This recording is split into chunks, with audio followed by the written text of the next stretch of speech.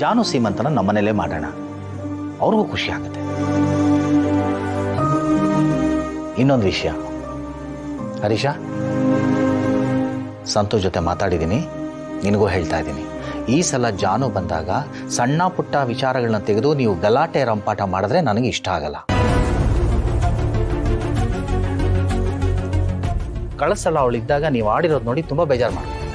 ಜಾನು ಈ ಸಲ ಬಂದಾಗ ನೀವಿಬ್ಬರು ಒಂದಾಗಿ ಅನ್ಯೋನ್ಯತೆಯಿಂದ ಇದ್ದು ಮನೆಯಲ್ಲಿ ಶಾಂತಿ ನೆಮ್ಮದಿನ ಕಾಪಾಡಬೇಕು. ಅದು ನಿಮ್ಮಿಬ್ಬರ ಜವಾಬ್ದಾರಿ. ಸರಿಪಾ?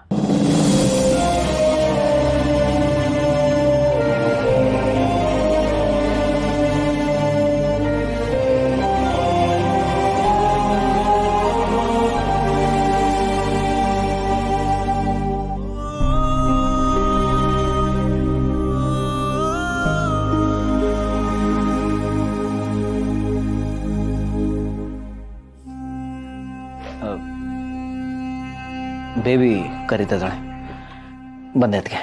ಮಾ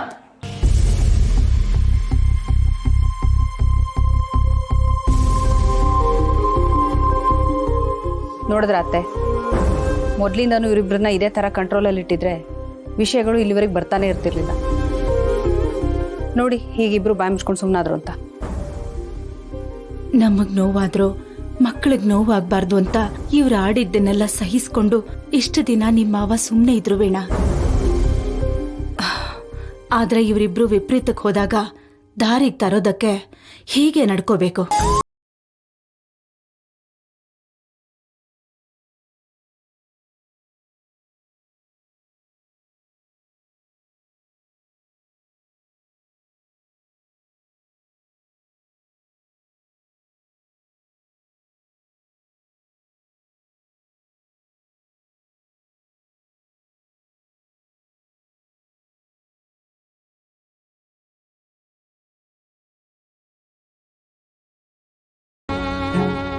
ಸರಿ, ನಾನು ಒಳಗಡೆ ಹೋಗಿ ಪಾಯಸ ಮಾಡಿಬಿಡ್ತೀನಿ.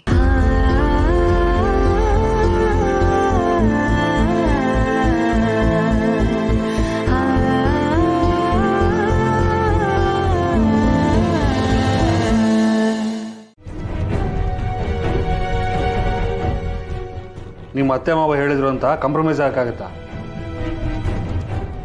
ಆಗಲ್ಲ ಅಂತ ಹೇಳ್ಬಿಡು. ನೋಡ್ರಿ, ಮನೆ ಅಂದಮೇಲೆ 4 ಮಾತು ಬರುತ್ತೆ, 4 ಮಾತು ಹೋಗುತ್ತೆ. ಹಾಗಂತ ಅದನ್ನೇ ಸಾಧಿಸ್ಕೊಂಡು ಕೂತ್ಕೊಳ್ಳೋಕ್ಕಾಗತ್ತಾ? ನಾವು ಮನಸ್ಸಲ್ಲಿ ಇಟ್ಕೊಂಡ್ರೆ ಅವರು ಮನಸ್ಸಲ್ಲಿ ಇಟ್ಕೋತಾರೆ. ಅದಕ್ಕೆ ಅದನ್ನೆಲ್ಲ ಬಿಟ್ಟು ಹಾಕಿ ನಾವು ಮುಂದುವರೆದ್ರೆ ಸಂಬಂಧಗಳು ಉಳ್ಕೊಳ್ಳುತ್ತೆ. ಈಗೇನು ಹೇಗೋ ಎಲ್ಲರೂ ಚೆನ್ನಾಗೇ ಇದೀವಿ ತಾನೆ, ಇದನ್ನೇ ಮುಂದುವರ್ಸ್ಕೊಂಡು ಹೋದ್ರಾಯ್ತಪ್ಪ. ಏನು ನೀನು ಇತ್ತೀಚೆಗೆ ಲೆಕ್ಚರ್ ಕೊಡೋಕೆ ಶುರು ಮಾಡಿಬಿಟ್ಟಿದ್ಯಾ? ಕತೆ ಹೊಡಿಯೋಕೆ ಶುರು ಮಾಡಿಬಿಟ್ರು. ರೀ, ಯಾಕೆ ಸುಮ್ಮನೆ ಬೇಡ್ದಿರೋ ಮಾತುಗಳು? ನೋಡಿ, ಜಾನು ಬರ್ತಿದ್ದಾಳೆ, ಹೋಗಿ ಅವಳಿಗೆ ಏನೇನು ಬೇಕೋ ಎಲ್ಲ ತೊಗೊಂಬನ್ನಿ, ಹೋಗಿ. ಆಗಲ್ಲ ಕಣೆ, ನೀನು ಬೇಕಾದ್ರೆ ಹೋಗಿ ತಗೊಂಬ. ನನಗೆ ಹಂಗೆ ಮಾಡಿ ಹಿಂಗೆ ಮಾಡಿ ಅಂತೆಲ್ಲ ಹೇಳ್ಬೇಡ. ನಿಮ್ಮ ಮಾವ ಇದ್ದಾರಲ್ಲ, ಅವ್ರಿಗೆ ಹೋಗಿ ಹೇಳೋದು, ಬೇಕಾದ್ರೆ ತರ್ತಾರೆ. ದೊಡ್ಡದಾಗಿ ಹೇಳಕ್ಕೆ ಬಂದ್ಬಿಟ್ರಿ ಇಲ್ಲಿ. ಒಟ್ಟಲ್ಲಿ ನಿಮ್ಮ ಜೇಬಿಂದ 1 ರೂಪಾಯಿ ಖರ್ಚಾಗಬಾರ್ದು, ಅಷ್ಟೇ ತಾನೆ? ಅಂತ ಮಕ್ಕಳಿದ್ರೆ ಮನೆ ಉದ್ಧಾರ ಆಗಂಗೆ. ಏಯ್, ಸುಮ್ಮನೆ ಹೋಗೆ.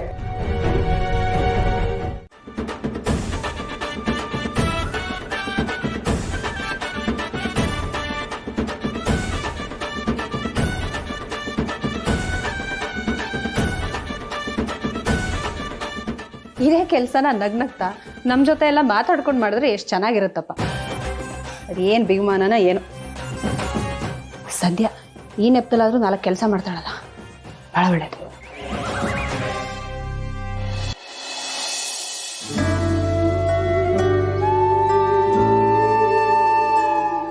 ಸಿಂಚನ, ಎಲ್ಲಿಗೆ ಹೋಗ್ತಾ ಇದೀಯಾ? ನೀವು ಹೇಳಿದ ಕೆಲಸ ಮಾಡಿದ್ಮೇಲೆ ಇನ್ನೆಲ್ಲಿಗೆ ಹೋಗ್ತೀನಿ? ರೂಮ್ಗೆ ಹೋಗ್ತಾ ಇದ್ದೀನಿ. ಅಲ್ಲ, ಬರೀ ತರಕಾರಿ ಹೆಚ್ಚಿಕೊಟ್ಬಿಟ್ರೆ ಆಗೋಯ್ತಾ? ಮಾಡೋದಕ್ಕೆ ಇನ್ನೂ ಬೇಕಾದಷ್ಟು ಕೆಲಸ ಇದೆ. ಜಾನು ಬರ್ತಿದ್ದಾಳೆ ಅಂತ ಅತ್ತೆ ಇನ್ನೂ ಬೇಕಾದಷ್ಟು ತಿಂಡಿಗಳನ್ನ ಮಾಡಬೇಕು ಅಂತ ಅಂದ್ಕೊಂಡಿದ್ದಾರೆ. ಅದಕ್ಕೂ ಸ್ವಲ್ಪ ಸಹಾಯ ಮಾಡಬಾರ್ದಾ? 24 ಗಂಟೆ ಅಡುಗೆ ಕೆಲಸ ಮಾಡೋಕ್ಕೆ ನಾನು ಈ ಮನೆ ಕೆಲಸದೋಳಲ್ಲ. ಇದನ್ನೆಲ್ಲ ಮನೆ ಕೆಲಸದವ್ರು ಮಾಡ್ತಾರೆ ಅಂತ ನೀನು ಯಾರು ಹೇಳಿದ್ದು?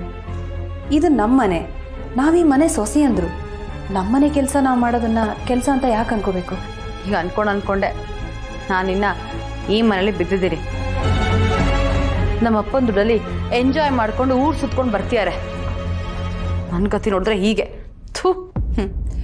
ಅದು ಅವ್ರು ಪಡ್ಕೊಂಬಂದಿರೋದು, ಇದು ನಾವು ಪಡ್ಕೊಂಬಂದಿರೋದು.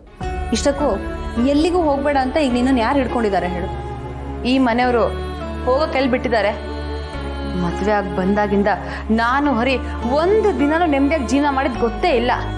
ಸಿಂಚನ, ನೆಮ್ಮದಿ ಅನ್ನೋದು ಬೇರೆಯವ್ರು ಕೊಡೋದಲ್ಲ, ನೆಮ್ಮದಿ ಅನ್ನೋದು ನಾವು ಸೃಷ್ಟಿ ಮಾಡ್ಕೊಳ್ಳೋದು. ನಾವು ಹೇಗಿರ್ತೀವೋ ಹಾಗೆ ನಮ್ಮ ಸುತ್ತಮುತ್ತ ಇರ್ತಾರೆ. ಪ್ಲೀಸ್ ಯಾವಾಗಲೂ ಬುದ್ಧಿ ಹೇಳಕ್ ಬಂದ್ಬಿಡ್ಬೇಡಿ, ನನಗಿಷ್ಟ ಆಗಲ್ಲ. ನಾನು ಓದಿದ್ದೀನಿ, ಓದಿದ್ರು ಏನು ಪ್ರಯೋಜನ? ನೋಡಿ ನನಗಿಂತ ಗತಿ. ಎಷ್ಟು ಓದಿದ್ರೇನು ಎಷ್ಟು ದುಡಿದ್ರೇನು ಸಿಂಚನ, ಹೆಣ್ಣಾದವಳು ಹೆರಬೇಕು. ಕನಿಷ್ಠ ಹೆತ್ತಿರೋ ಮಗುಗಾದರೂ ಒಂದು ತುತ್ತು ಅಡುಗೆ ಮಾಡಿ ಬೇಯಿಸಾಕಕ್ಕೆ ಬರಬೇಕಲ್ವಾ? ಅಪ್ಪನ ಮನೆಯಲ್ಲಿ ಹೇಗೆ ಬದುಕಿದ್ವಿ ಅನ್ನೋದು ಮುಖ್ಯ ಅಲ್ಲ, ಗಂಡನ ಮನೆಯಲ್ಲಿ ಹೇಗೆ ಬದುಕ್ತಾ ಇದ್ದೀವಿ ಅನ್ನೋದು ಮುಖ್ಯ ಆಗುತ್ತೆ. ಅದೆಲ್ಲ ಏನೂ ಇಲ್ದಿರೋ ನಿಮ್ಮಂಥವ್ರಿಗೆ. ನನಗದ್ರ ಅವಶ್ಯಕತೆ ಇಲ್ಲ. ಬೇಕಾದರೆ ನೀವು ಕೆಲಸ ಮಾಡಿ, ಇಲ್ವಾ ಬಿಡಿ.